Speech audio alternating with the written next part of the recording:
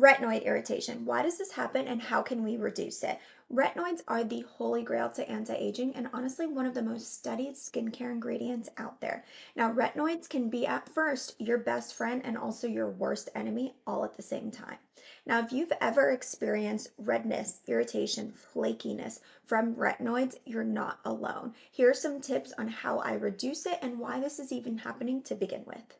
Retinol or tretinoin are both derivatives of vitamin A and part of the retinoid family. Now, retinoids work by increasing cell turnover. As a baby, our skin cells turn over every 3 to 5 days. Fast forward to when we're an adult, and they turn over every 6 weeks. Retinoids speed up that turnover rate, pushing fresh skin cells to the surface and then shedding the old ones. The benefits of this are improved texture, fine lines, hyperpigmentation, and acne. Now, here's the downside. With this accelerated skin turnover comes anticipated reactions. Now, I emphasize the word anticipated because these aren't allergies or negative side effects. They're normal responses to your skin adjusting to the new pace, which includes irritation, flakiness, dryness, and redness. So why does this irritation happen? As we're increasing that cell turnover, our natural skin barrier takes a hit and it can't keep up, leading to water loss, heightened sensitivity, and dryness. So how do we reduce this irritation or just make it more tolerable to use? The two most commonly used products are retinol and tretinoin. Retinol is the over-the-counter or medical grade skincare version in the retinoid family. Now, this product, when applied to the skin, still needs to be converted to retinoic acid, which is the active usable form.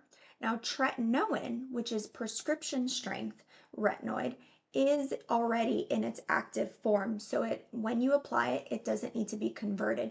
With that being said, it comes with more anticipated reactions, but it is a stronger product, so you'll reap more benefits.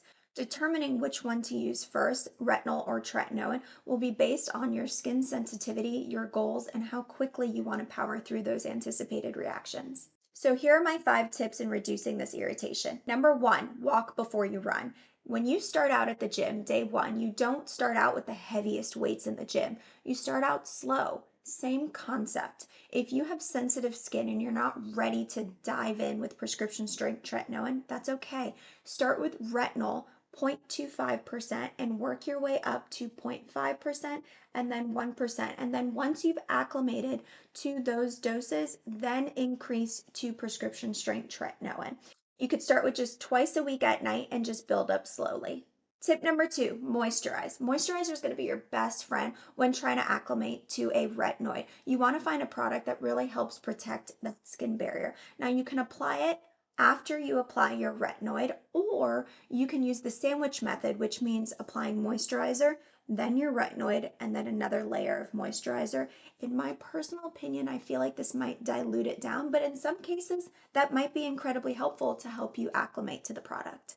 Tip number 3, dab, dab, dab. Use a pea-size amount of product and don't immediately start blending. What you want to do is take that pea and dab around the face, evenly distributing the product all along your face, and then start blending. If you blend the product immediately, then you're going to use it up all on your forehead and you're going to have too thick of a layer. So evenly distribute and then blend the product into your skin.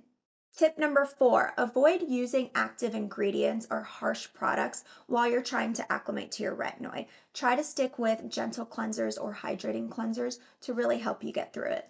And tip number 5, sunscreen. Retinoids can make you photosensitive or sensitive to the sun, so applying your sunscreen daily is a non-negotiable to protecting your skin. So when it comes to this irritation, patients often give up before they reap the benefits of the retinoids. It can be very scary and overwhelming to use these products, especially when you have dry skin like I do.